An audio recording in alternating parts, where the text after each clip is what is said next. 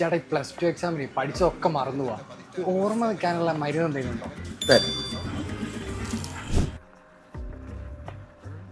എനിക്ക് വിശക്കുന്നു. നമുക്ക് ഇന്ന് ലൈവ് കഴിഞ്ഞിട്ട് കഴിക്കാം.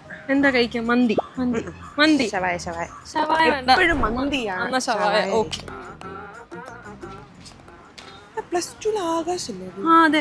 ആകാശേ, ആ മിസ്സേ, എന്താ പരിപാടി?